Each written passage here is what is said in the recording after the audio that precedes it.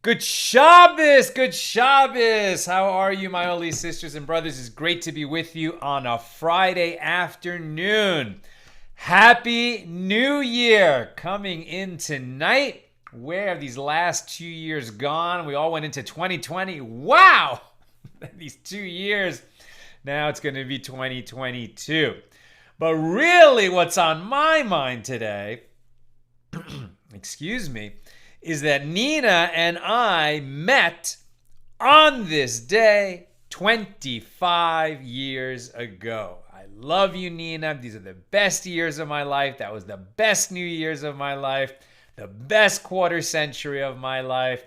Thank you for being the best part of my life and being the mother of my kids and making a home and running AT and writing screenplays. I mean, all these things that couldn't have been done without you. I can't imagine life without you. I love you, and happy anniversary of bumping into each other on New Year's Eve 25 years ago. Let's light up the darkness.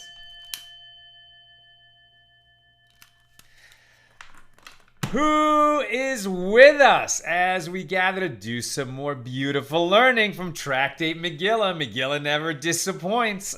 The whole Megillah.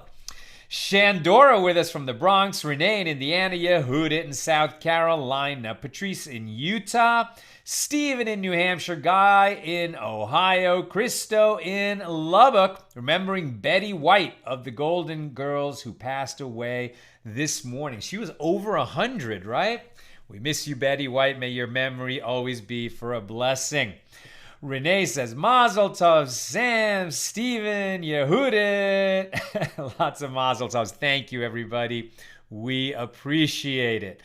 All right. Today's episode of AT Daily is sponsored by Rabbi Scott Bolton in honor of Shuli and Ayal's engagement. May you get much nachas from your kids and give them much nachas.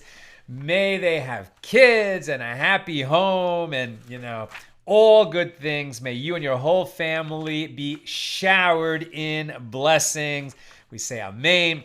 Thank you for sponsoring today's episode and enabling us to share more Torah with more people. Yes, folks, today is the last day of the annual campaign. Won't be mentioning it anymore. In case you're hearing this later, the matching is still going to continue, for a little while more. But donate.accidentaltalmudist.org. Help us build the app. It's been fantastic. Thank you to everybody who has donated. We haven't quite reached our goal yet, but there's enough there that we can definitely make a good start on building the AT app, and we're excited to do that in the new year. Okay, big daf.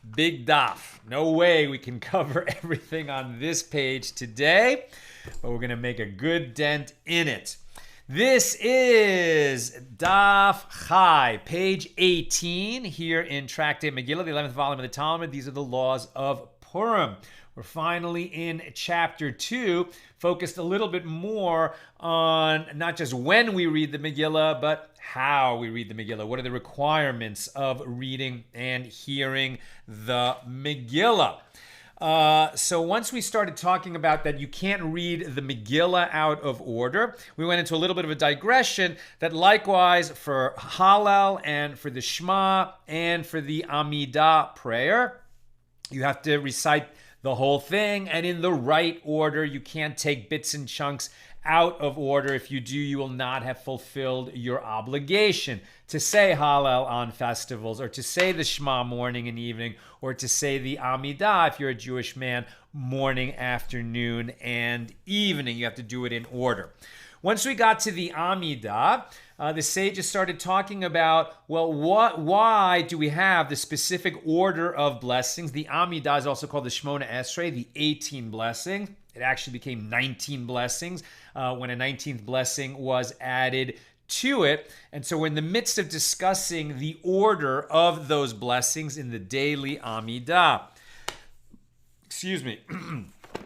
All right, so we're picking this up near the bottom of 17b.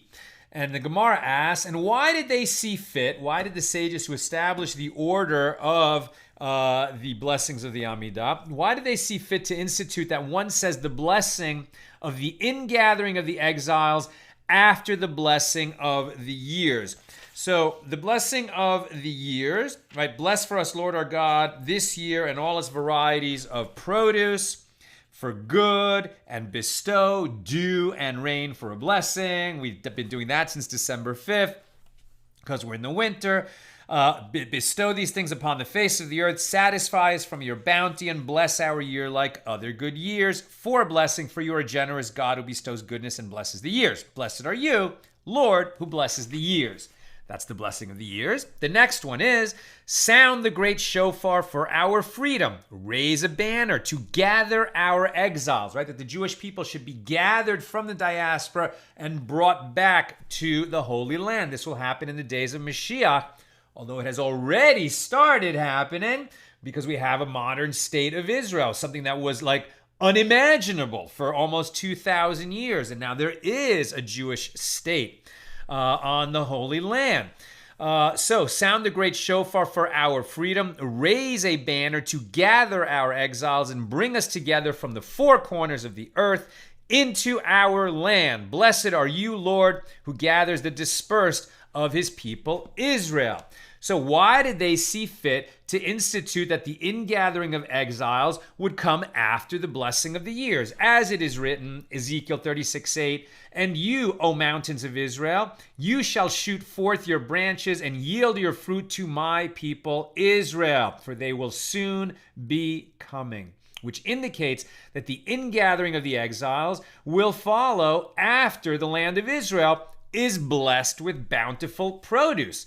Beautiful teaching. The land of Israel was just a barren desert for centuries, but along with the creation of the modern state of Israel has been a flourishing of the land of Israel, being farmed and irrigated, becoming very productive and bountiful in a way that it wasn't for all those centuries. Another sign, right, that Moshiach is imminent. And once the exiles have been gathered, judgment will be meted out to the wicked. What is the next blessing in the Amida? Restore our judges as in former times, and our counselors as of yore. Remove from us sorrow and sighing, and reign over us, you alone, O Lord, with kindness and compassion, with righteousness and justice. Blessed are you, Lord, King, who loves righteousness and justice. So presumably God will judge over us. He will reward the good, and he would be therefore punishing the evil, punishing the wicked. So once the exiles have been gathered, judgment will be meted out to the wicked, as it is stated. Why does this blessing come next? Isaiah 125. And I will turn my hand against you and purge away your dross as with lie. And immediately after it is written, and I will restore your judges as at first. For this reason, the blessing of the restoration of judges comes after the blessing of the ingathering of exiles. And once judgment is meted out to the wicked, the transgressors, i.e. the heretics and the sectarians, will cease to be. Consequently, the next blessing is that of the heretics. This was the 19th blessing that was added to the Shemona Esrei. Let there be no hope for informers, and may all the heretics and all the wicked instantly perish. May all the enemies of your people be speedily extirpated, and may you swiftly uproot, break, crush, and subdue the reign of wickedness speedily in our days. Blessed are you, Lord, who crushes enemies and subdues the wicked. Why does this blessing about the defeat of the heretics follow the blessing of judgment, right? That God will act as a judge once again over us. Where am I? And once judgment is meted out to the wicked, these transgressors, heretics, and sectarians will cease to be. Consequently, the next blessing is that of the heretics, and one includes evildoers with them. As it is stated, Isaiah 128, and the destruction of the transgressors and of the sinners shall be together, and they that forsake the Lord shall cease to be. The transgressors and sinners are the evildoers, and they that forsake the Lord are the heretics. And once the heretics cease to be, the horn, i.e., the glory of the righteous, will be exalted. What is the next blessing? Return in mercy to Jerusalem, your city, and dwell therein as you have promised. Speedily establish therein the throne of David, your servant, and rebuild it soon in our days as an everlasting edifice. Blessed are you, Lord, who rebuilds Jerusalem. So about this, the Gemara says, all right. So once the heretics cease to be, the horn, meaning the glory of the righteous, will be exalted. As it is written, all the horns of the wicked will I cut off, but the horns of the righteous shall be exalted. Psalm 75. Therefore, after the blessing of the heretics, one says the blessing about the righteous. And he includes the righteous converts along with the righteous. As it is stated, you shall rise up before the hoary head, the white-haired head, and honor the face of the elder. You shall rise up. You shall stand when elders come into the room. And adjacent to this, it is stated, and if a stranger sojourns with you. That was Leviticus 19:32. You shall stand before the elders. And Leviticus 19:33. And if a stranger sojourns with you, an elder is one with Torah wisdom, and a stranger is one who has converted to Judaism, and you exalt them both. And where will the horns of the righteous be exalted? In Jerusalem. As it is stated, pray for the peace of Jerusalem. They who love you shall prosper. They who love you are the righteous. Therefore, the blessing of the rebuilding of Jerusalem is placed after the blessing of the righteous. I'm sorry, I didn't read the blessing of the righteous. So after the blessing of the heretics, it says, may your mercy be aroused, Lord our God, upon the righteous, upon the pious, upon the elders of your people, the house of Israel, upon the remnant of their sages, upon the righteous proselytes, meaning the righteous converts, and upon us. Grant ample reward to all who truly trust in your name, and place our lot among them. May we never be disgraced, for we have put our trust in you. Blessed are you, Lord, the support and security of the righteous. And we see right here from our daily prayers that we are obligated to say 3 times a day. There is no distinction between one who's born a Jew and one who converts to Judaism, as long as he does a proper kosher conversion. Once he's a Jew like every other Jew, reckoned among the righteous if his behavior is righteous, right? Then we get to the blessing of Jerusalem, which I just read before, right? So where will the horns of the righteous be exalted? In Jerusalem. And once Jerusalem is rebuilt, the Messiah, the Scion of the house of David, will come. As it is stated, Hosea 3:5, now we're on 18a.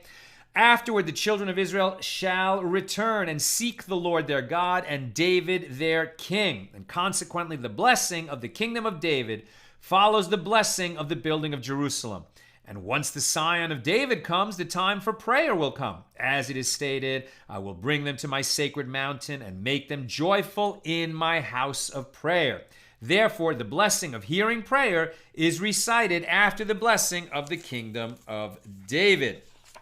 Right, so with the blessing of Jerusalem, we have the blessing establishing the throne of David, but it's blessed are you, God, who rebuilds Jerusalem.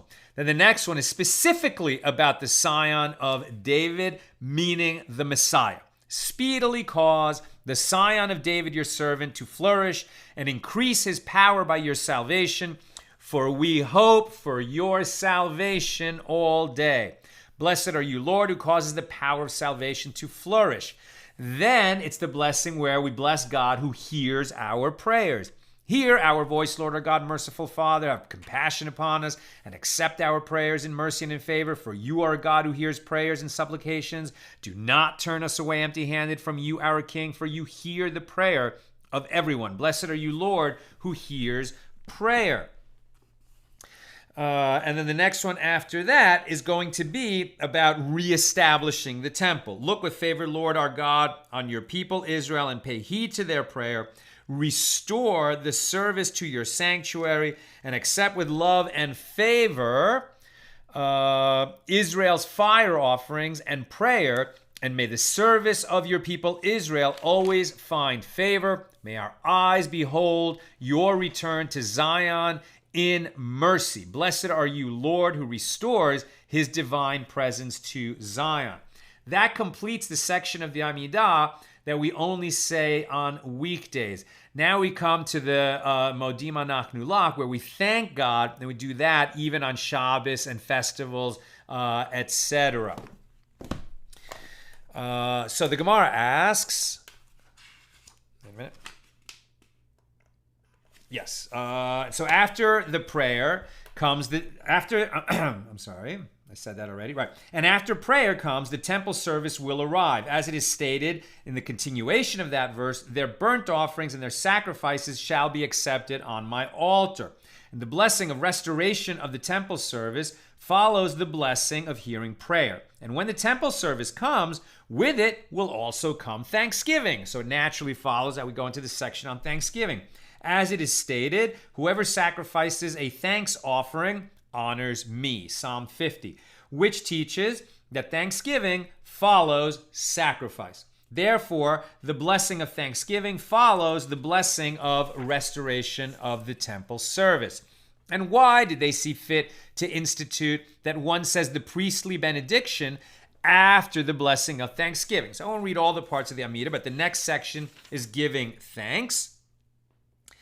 Right, so it's giving thanks. It's the long blessing of giving thanks, which it's somewhat long, so I won't read the whole thing, but it's the way that we give thanks every day. And then when you're davening with a minyan, right, when you're davening with a quorum of 10, so then the prayer leader will read the Kohanic, the priestly blessing out loud to the congregation. Right, so may the Lord bless you and keep you. May the Lord countenance you and be gracious to you. May the Lord favor you and grant you shalom. The same blessing we say to our children on Friday nights is the blessing with which the priests bless the nation of Israel. So why was it inserted here in the Amida? And why did they see fit to institute that one says the priestly benediction after the blessing of thanksgiving? As it is written, Leviticus 9:22, and Aaron lifted up his hand toward the people and blessed them, and he came down from sacrificing the sin offering and the burnt offering and the peace offerings, teaching that the priestly benediction follows the sacrificial service, which includes the thanksgiving offering, right? So the thanks offering. So the priests, when the temple was standing, they would bring the sacrifices, they would do the thanks offerings. So first the burnt offerings, the elevation offerings, the thanks offerings, then the priest would bless the people, and then he would be done for that service. And the Gemara asks, but the cited verse indicates that Aaron blessed the people and then he sacrificed the offerings. Should we not say that the priestly benediction before the blessing of the temple service? The Gemara answers, it should not enter your mind to say this, as it is written, and he came down from sacrificing the sin offering. Is it written that he came down to sacrifice the offerings, implying that he made the offerings after the blessing? No, Aaron made the offerings, then he blessed the people, and then he stepped down from the altar, as it were. And the Gemara asks, If, as derived from this verse, the priestly benediction follows the sacrificial service, the priestly benediction should be said immediately after the blessing of restoration of the temple service. Why interrupt it with the blessing of thanksgiving? Gemara rejects this argument. It should not enter your mind to say this. As it is written, whoever sacrifices a thanks offering honors me, from which we learn that thanksgiving follows sacrifice, as already explained. I'm going to skip a little bit. And why do they see fit to institute that one says the blessing beginning with the words grant peace after the priestly benediction? Right now we're getting to the end of the Amida, and the final thing is the blessing God who grants peace. So why do we begin with the words grant peace? Right? So bestow, in this siddur it says bestow, in others it says grant. Grant peace, goodness, and blessing, life, graciousness, kindness, and mercy upon us and upon all your people, Israel. Bless us, our Father, all of us as one, with the light of your countenance. For by the light of your countenance you gave us, Lord our God, the Torah of life and loving kindness, righteousness, blessing, mercy, life, and peace. May it be favorable in your eyes to bless your people, Israel, at all times and every moment with your peace. Blessed are you, Lord, who blesses his people Israel with peace. That's the end of the Amida. We customarily add a silent meditation after that. Oh Lord, guard my tongue from evil and my lips from speaking lies. And to all who curse me, let my soul be humble. It's a prayer about our own personal behavior, but the official Amida ends with the blessing and the prayer for peace. So why did they see fit to institute that one says the blessing beginning with these words, grant peace, after the priestly blessing? As it is written immediately following the priestly benediction, and they shall put my name upon the children of Israel, and I will bless them. So the priestly benediction is followed by God's blessing, right? The priest blesses the people, but he doesn't have the last word. God gets the last word. After the priest sort of invokes God's blessing, God actually blesses us. And the priestly benediction is followed by God's blessing, and the blessing of the Holy One, blessed be He, is peace. The blessing of the Lord is peace. Right? If you are at peace, if you are content, you are blessed. The Lord blesses His people with peace. Psalm 29. The Gemara now returns to the Baraisa cited at the beginning of the discussion.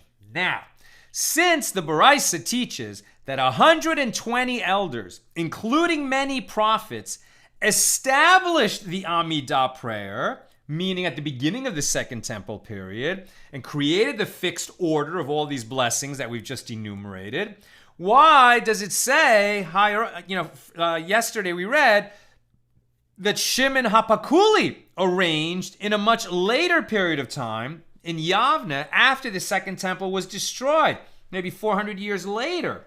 How can, if the elders and among them prophets, right, the men of the Great Assembly and among them prophets like Nehemiah, Hosea, Malachi, if they established the Amidah, then how can you say that a sage centuries later in Yavne established the order? Which is it? Did they establish it at the beginning of the Second Temple period or after the Second Temple was destroyed?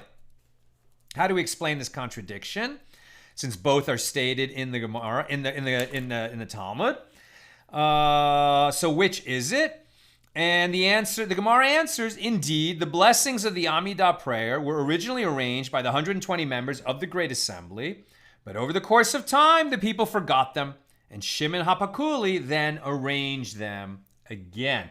The people, when the temple was standing, they maybe didn't take personal prayer quite as seriously as they should have, because really the sort of focus of Judaism was on the temple in Jerusalem and one's obligation to make the pilgrimage to Jerusalem, to bring offerings to Jerusalem, etc.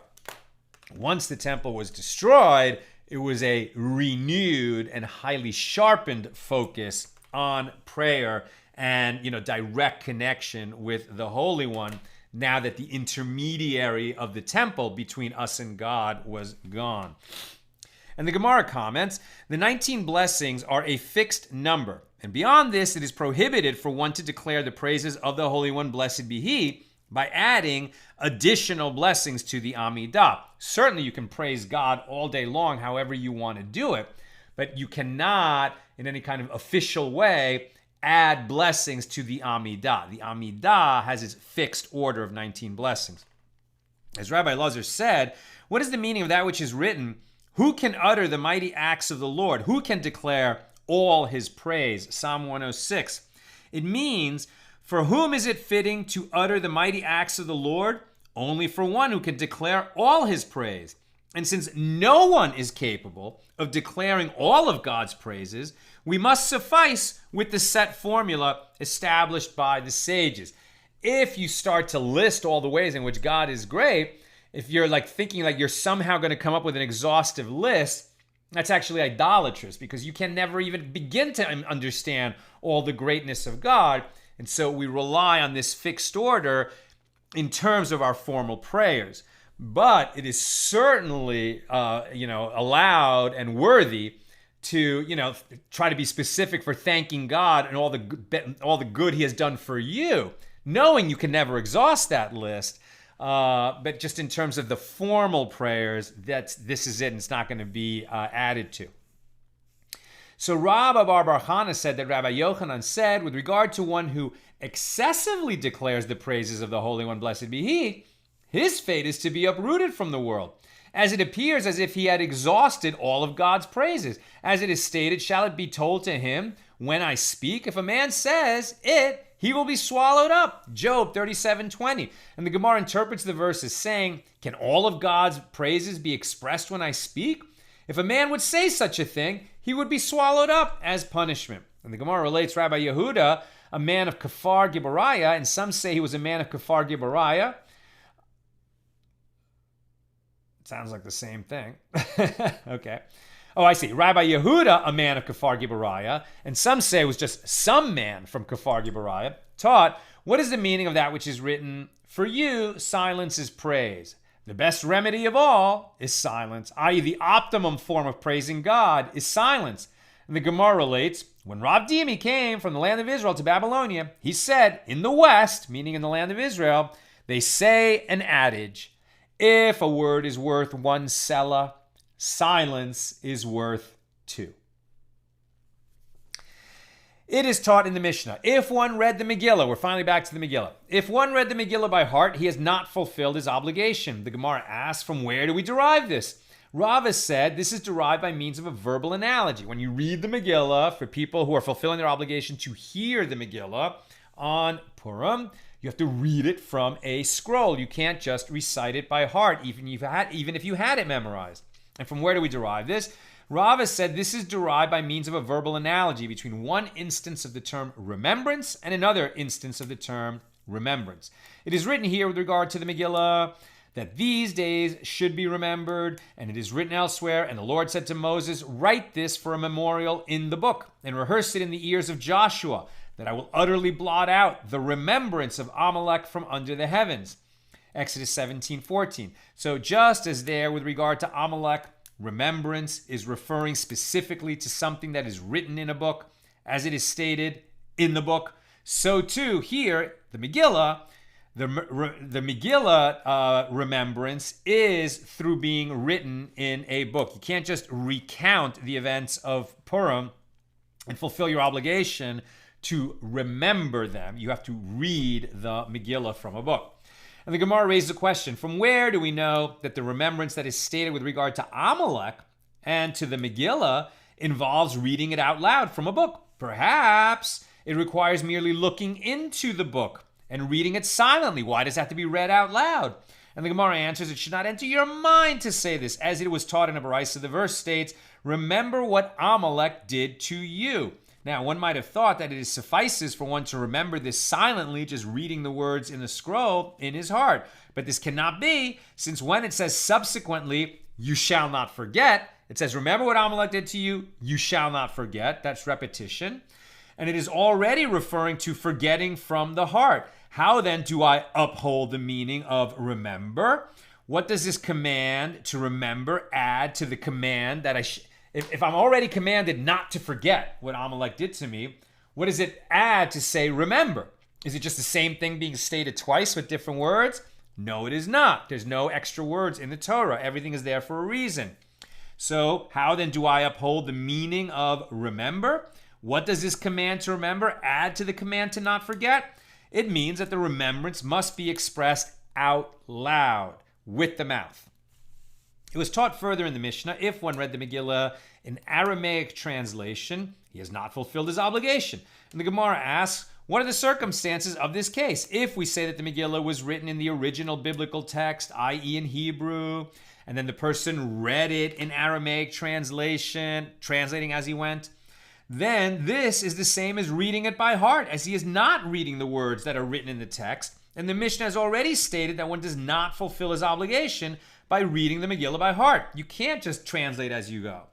The Gemara answers, no, it is necessary to teach this case as well, as it is referring to a case in which the Megillah was written not in Hebrew, but it's written in Aramaic, and he read it as written in Aramaic translation. And the Mishnah continues, well, however, for those who speak a foreign language, one may read the Megillah in that foreign language. But the Gemara raises a difficulty. But didn't you say in the Mishnah, if he read it in any other language, he has not fulfilled his obligation? And the Gemara cites the answer of Rav and Shmuel, who both say, when the Mishnah says a foreign language, it is referring specifically to the Greek foreign language, which has a unique status with regard to biblical translation, as we learned last week, because of the Septuagint, the story when the Greek king Ptolemy locked 70 sages, each alone in a room, told them to translate the Torah, and all 70 came up with the same translation that was into Greek. And so Greek has this special status, but it's not modern Greek, it's the ancient Greek of that time. It's not a holy tongue, but it has a special status with regard to the Torah that was translated into Greek. So here I might be saying, okay, well, maybe the Megillah can also be translated into Greek. And the Gemara asks, what are the circumstances of the case? Okay, so now there's going to be a long discussion on may you read the Megillah not in Hebrew, and the people who are hearing you read it are fulfilling their obligation to hear the Megillah. And the discussion is never really finalized, so we don't have a halacha on that. Right? Now, here's the halacha on the side. If a Megillah is written in Aramaic or any other language, only one who knows that language fulfills his obligation by reading it. And the Rima states that it is permitted to write the Megillah in any script, but others maintain that it must be written in a Shurit script, right? The Hebrew script that we're familiar with. And the universal custom is to write the Megillah in Hebrew with a Shurit script, and you want to hear the Megillah in Hebrew, but you could say, well, I don't speak Hebrew. I'd rather understand the Megillah, understand what's being read, so that, I get it, right? If I don't understand Hebrew, and I can fulfill my obligation by hearing it in Hebrew, but I'd rather hear it in my own language, have I fulfilled my obligation? So according to some opinions, yes, but unclear. Here's a note. The explanation of the various opinions here, as well as its final halachic decision, is the subject of debate among the commentaries. The Rif's opinion here is unclear and is explained by several commentaries in various ways. Rabbi Zerachia Halevi, the Rambam, and others maintain that although generally one may fulfill his obligation by hearing the Megillah in a foreign language, only if he understands that language. You certainly can't hear the Megillah read, in Spanish, and you don't speak Spanish, and then you fulfill your obligation. That would only work with Hebrew. But if you hear it in your own language, that's the question. It seems like you might be able to fulfill. Right? So in the foreign language, only if he understands that language, one can fulfill his obligation by hearing the Megillah in Greek, even if he does not understand Greek. But that would be ancient Greek, as is the case with Hebrew. Other commentaries rule that even according to Rabban Shimon ben Gamliel, only one who speaks Greek can fulfill his obligation by hearing the Megillah in Greek. See the Ritva, Meiri, and Rabbi Zerachia Halevi, who disagree with regard to the accurate presentation of these opinions. So, it's something that if you're going to hear it in English and you want to fulfill your obligation to that. And by the way, hearing it online is definitely not going to work. Right? You have to hear it in person. But then there's a question, can you hear it in your own language, in person, and fulfill your obligation? Check with your rabbi first. All right, we're going to skip a little bit. It was taught in the Mishna, and one who speaks a foreign language, who heard the Megillah being read in Ashurit, right, in Hebrew, has fulfilled his obligation. So even if he doesn't understand it, but you hear it in Hebrew, you have fulfilled your obligation. The Gemara asks, but isn't it so that he does not understand what they are saying? Since he does not understand Hebrew, how does he fulfill the obligation? And the Gemara answers, it is just as it is with women and uneducated people. They too understand little Hebrew, right? In ancient times, women weren't getting the kind of Torah education that the men were getting. And so they understand little Hebrew, but nevertheless, they fulfill their obligation when they hear the Megillah read in that language. Now, Ravina strongly objects to the premise of the question raised above, i.e., that someone who does not understand the original, untranslated language of the Megillah, Hebrew, cannot fulfill his obligation. Is that to say that even we, the sages, who are very well acquainted with Hebrew, that we know for certain the meaning of obscure words like ha'achashtaranam b'nei haramachim, which is a phrase from Esther 8:10, which is often translated as used in the royal service, bread from the stud. But nevertheless, we fulfill the mitzvah of reading the Megillah and publicizing the miracle of Purim by reading these words as they appear in the original text. What he's saying is, even the sages don't understand some of the Hebrew. It's subject to dispute. They're not sure exactly what they're hearing. But of course, they're fulfilling their obligation. So it doesn't really matter whether you understand it or not if you're hearing it in Hebrew. Now, obviously, you should also read it in your own language so that, at that time of year, so that you can connect with the Purim story. But it's on this halakhic obligation to hear the Megillah read out loud. For sure you fulfill your obligation if you hear it in Hebrew. You probably fulfill your obligation if you hear it read aloud in your own language. Issue is the translation, going to be up to snuff, as it were? And here too, one who speaks a foreign language, who hears the Megillah being read in Hebrew, does fulfill the mitzvah of reading the Megillah and publicizing the Purim miracle, even if he does not understand the words themselves. The Mishnah continues, if one reads the Megillah at intervals, seirugin, he has fulfilled his obligation. And the Gemara relates that the sages did not know what is meant by the word seirugin. So on the same idea that the sages don't know what every word in Hebrew means. And where it just says, well, like women and uneducated people, we can't expect them to know all the Hebrew that the sages know. But now we're going to get 5 examples of words in Hebrew that the sages didn't understand, but that a woman who was a handmaid in the house of the Nasi, she understood what that Hebrew meant, and they all learned it from her. So the sages did not know what is meant by the word seirugin. One day they heard the maidservant in Rabbi Yehuda Hanasi's house saying to the sages who were entering the house intermittently, rather than in a single group, how long are you going to enter seirugin? As she lived in Rabbi Yehuda Hanasi's house, and certainly heard the most proper Hebrew being spoken, now they understood from this that the word seirugin means at intervals. Right? And so we're back to discussing this idea that if you heard the Megillah read out loud, but the person reading it kept pausing, do those pauses invalidate the reading?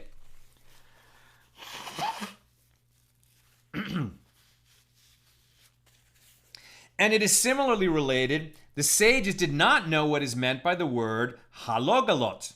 Halogalot. That's a great word. Halagologot,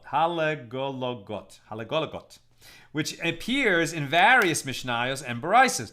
One day they heard the maidservant in Rabbi Yehuda Hanasi's house saying to a certain man who was scattering purslane, a type of flower or plant, how long will you go on scattering your halagologot? And from this they understood that halagologot, I can't even say this word, halagologos, And if it's your halogologot, it says halogologacha. How long will you keep on scattering your purslane? Likewise, the sages did not know what is meant by salsalacha.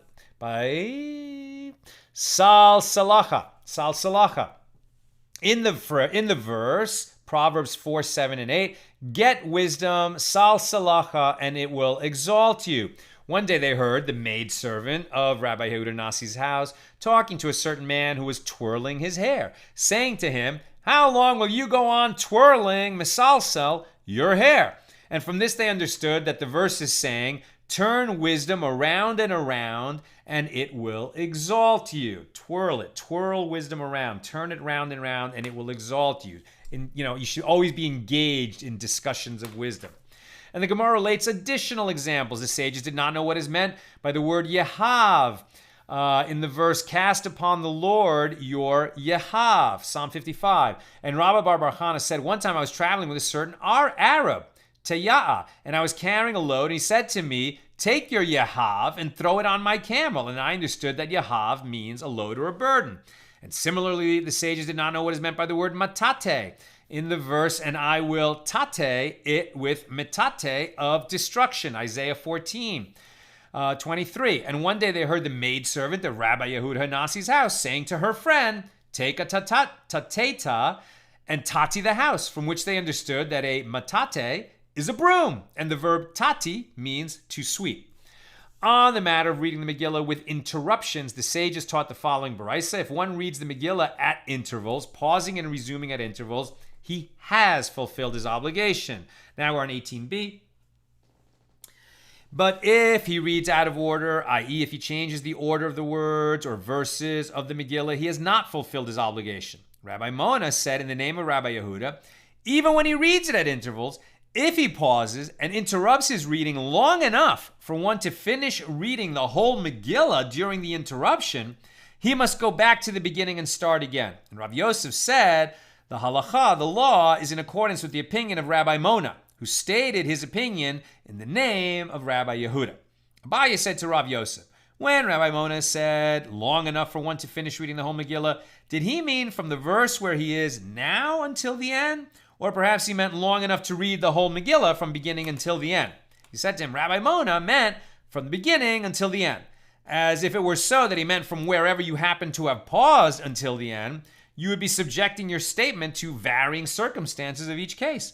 There would be no standard principle to determine the length of a permitted pause. In each case, depending on where one stopped, it would take a different amount of time to finish the Megillah until the end. And the sages did not institute measures that are not standardized. Skip a couple of paragraphs. The sages taught in a baraisa, if the scribe who wrote the Megillah omitted letters or even complete verses when he wrote it, and the reader read these missing items as a translator would do when translating. In other words, the reader knows the Megillah well enough that when he finds missing letters or words, he fills it in from his memory. But we know you can't read the Megillah, you can't, fulfill people's obligation to hear the Megillah if you just recite it by heart. But is it okay to recite by heart just little gaps here and there because there's a problem in the written Megillah? If the people hear the Megillah read properly, even though the scroll that the reader was using has omissions or gaps in it, have the people fulfill their obligation? Answer: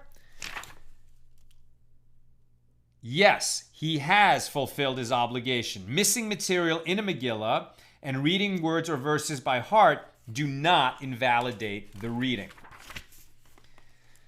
The Gemara raises an objection to this from another baraisa. If a Megillah contains letters that are blurred or torn, the following distinction applies. If the imprint is still visible, the Megillah is fit for reading, but if not, it is unfit.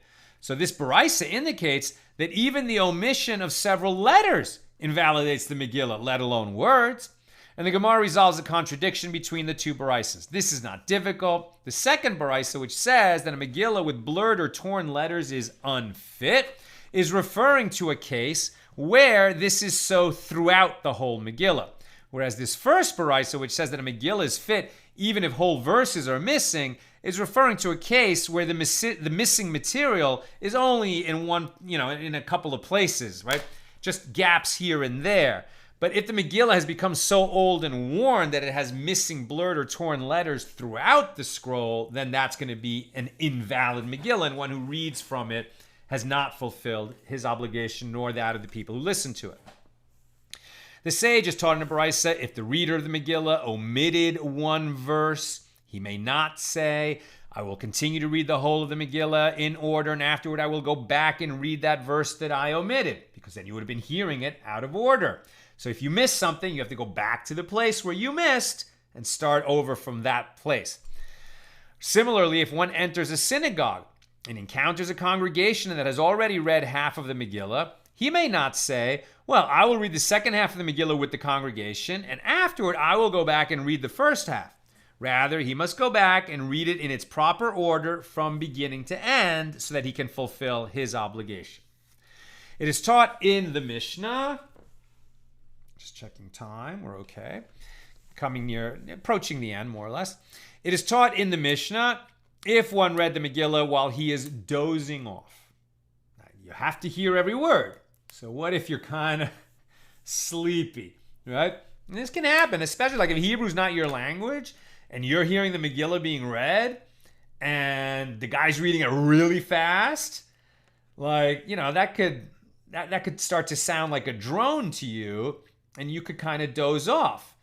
So at what point do you realize that I haven't really heard, or I haven't heard at all, and then you didn't fulfill your obligation? You're going to have to go listen to it again somewhere else. So if one read the Megillah while he is dozing off, he has fulfilled his obligation. And the Gemara asks, wait a minute, what are the circumstances of what you are calling dozing off?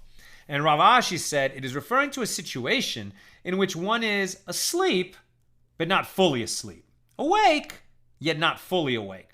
If someone calls this person, he answers. He's not totally asleep. If someone calls him, he answers. And he is in a mental state in which he does not know how to provide an answer that requires logical reasoning, but when people remind him about something that has happened, he remembers it. So you're pretty awake. You're just maybe daydreaming a little. Now, this is why when Purim comes around and it's time to hear the Megillah being read, you have to consciously form an intention not only to fulfill your obligation, you have to do that, but also to focus, right? That's part of that mitzvah. You have to say, okay, I'm going to listen. I'm not going to chat with my neighbor. I'm going to pay attention as best as I can and follow along with the text in front of you. That's going to make it the best way possible. And it's a good way, if you have some Hebrew ability, to get better at it, right? If you've especially got an interlinear translation in front of you, so you're hearing the Hebrew, following along, and then you have the English or whatever your language is right under it, then you're really fulfilling your obligation. So it is taught in the Mishnah. The Mishnah continues. If one was writing a Megillah, we actually already talked about this idea that if you're writing a Megillah and you're reading it as you write it, and you happen to be doing that on Purim, so you weren't, fulfilling your obligation in the sense that you didn't set out to fulfill your obligation to hear the Megillah on Purim, so then you didn't fulfill your obligation. But if you happen to be writing a Megillah scroll and it was Purim, and you said to yourself, well, it's Purim, so I'm going to fulfill my obligation by reading it as I'm writing it, then you have fulfilled your obligation. Okay, so now the sages are going to get a little bit deeper on this case. But does one fulfill his obligation in this way? Didn't Rabbi Chelbo say that Rav Chama Bar Guria said that Rav said, the law is in accordance with the statement of the one who says that the Megillah must be read in its entirety in order to fulfill one's obligation. And moreover, he said that even according to the one who said that one need not read the entire Megillah, but only from there was a certain Jew. So some opinions say, we don't follow this, but some opinions say you could start at Esther 2, chapter 2, verse 5, and you will have fulfilled your obligation. But even according to that opinion, you have to read the whole thing from then on. Nevertheless, the Megillah must be written in its entirety. This guy who's writing out a Megillah, the scribe who's writing out a Megillah, and he's going to read it aloud as he writes it, and have in mind to fulfill his obligation. But at the time that he starts doing this, there's no Megillah in front of him. He's writing it, right? So the Megillah is not in front of him. So how can you say that he's going to fulfill his obligation? And the Gemara answers, rather, this is a case in which a complete Megillah is lying before him, and he is copying from it. So he has a Megillah in front of him. He's writing out a new one. He's copying from a good Megillah, and he's going to be saying it out loud as he goes. That case, he can, and he has in mind to fulfill his obligation, then he will have fulfilled his obligation. And the Gemara proposes, let us say that this supports the opinion of Rabbi Bar Chana, as Rabbi Bar Chana said, that Rabbi Yochanan said, it is prohibited to write even a single letter of the Bible when not copying from a written text. Any scribe who is writing a Torah scroll or any book from Tanakh, from the Hebrew Bible, must be copying as he does it. Even if he knows the verses by heart, he must copy as he goes along. Since it was necessary to explain the Mishnah as addressing a case in which one was copying a Megillah out of a written text lying before him, so this supports Rabbi Yochanan's ruling. But the Gemara rejects this. This is not a proof, as perhaps the Mishnah is merely dealing with a case where this is what happened to be what occurred, that he was copying, that one happened to be copying the text from an existing Megillah, but it is not a requirement to do this. Must you copy a Megillah from an existing Megillah? Now the Gemara examines this statement. With regard to the matter itself, Rabbi Bar Chana said that Rabbi Yochanan said, it is prohibited to write even a single letter of the Bible when not copying from a written text. And the Gemara raises an objection from a Baraisa. Rabbi Shimon ben Elazar said, one Adar, so 1 year in the month of Adar, there was an incident involving Rabbi Meir, who went to intercalate the year in Asia Minor. As owing to the persecution of the Romans, he could not do this in the land of Israel. So he was going to go calculate whether we need to add a month or not to the year, a leap month, right, to the Hebrew year. He couldn't do that. It was too dangerous to do it in the Holy Land with the Romans in charge, so he went to Asia. That's interesting. Like, is he going to Babylonia, or is he going further than that? He went to a place of safety. And when he got there, there was no Megillah there when Purim arrived. What did he do? He wrote a Megillah by heart and read from it. Rabbi Meir was able to write out the whole Megillah by heart. All of the sages had all of Scripture memorized. Rabbi Abahu said, Rabbi Meir is different, as in him is fulfilled the verse, and let your eyelids look straight before you, Proverbs 4:25. And with regard to this verse, Rami Bar Chama said to Rabbi Yirmiyah of Difti, what is the meaning of the phrase, and let your eyelids, afapecha, from the root aleph pepe, or pepe, look straight, yaishiru, before you? He said to him, this is referring to the words of the Torah, which are difficult to remember exactly, and with regard to which it is written, will you glance upon it fleetingly, hata'if, also from the root aleph pepe, with your eyes? It is already gone, but nevertheless, they remain exact, meyisharin, in the memory of Rabbi Meir. It's very difficult to memorize the Torah or any books of the Bible because there's so many like slight different spellings, even of the same word in different contexts, grammar, very specific here and there, exceptions. Like, you really have to memorize the place of every letter in the Torah. It's a nearly impossible task to actually write it out. Even if you could recite it from memory, to write it is a whole other challenge, but Rabbi Meir could do it. And it was related that Rav Chisda once found Rav Hanano writing Torah scrolls, but he was not copying them from a written text, as he knew it all by heart. And he said to him, it is fitting for the entire Torah. It is fitting for the entire Torah to be written by your mouth, i.e. relying on your memory. But this is what the sages said. It is prohibited to write even a single letter of the Bible when not copying from a written text. And the Gemara asks, since Rav Chisda said to him, the entire Torah is fitting to be written by your mouth, meaning you could do it. I know you could do it. You have it perfectly memorized, and you could write out a whole Torah scroll from memory. But we have a law that you should not do that. You should only be copying when you're writing out a Torah scroll. But so from this statement, it may be concluded by inference that the words of the Torah were exact in his memory, that Rav Hananel enjoyed total mastery of the text. But didn't we say that Rabbi Meir wrote a Megillah without copying from a text due to similar proficiency? And the Gemara answers, a time of exigent circumstances is different. Rabbi Meir had no other option. It was Purim. He was in a place where there's no Megillah, so he wrote out a Megillah so he could fulfill the obligation. But it's rare that you would have to write out a Torah scroll. There's got to be some other option where you can copy it. So a time of exigent circumstances cannot be compared to a normal time. I'm almost done. Any questions or comments, get them in.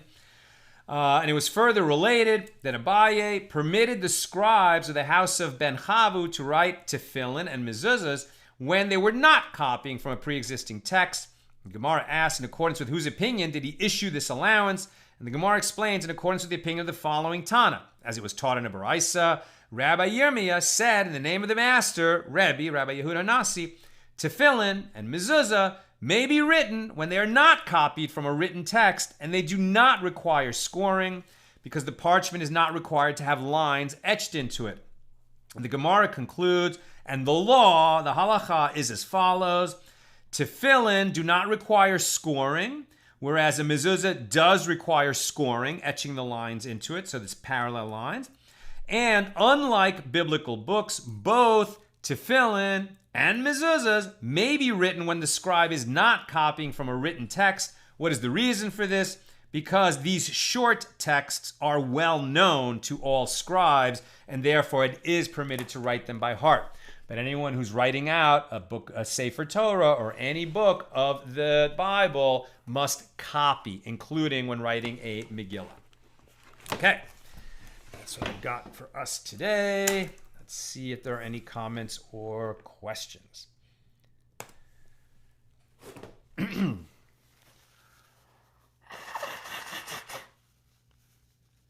Nina's letting me know that an electrician came to fix a problem inside, so she wasn't able to harvest all the questions for me, but I have one from Aoife. Regarding focusing while hearing the reading of the Megillah, how does that work with fulfilling the obligation to get drunk? Good question, Aoife. That's a great question.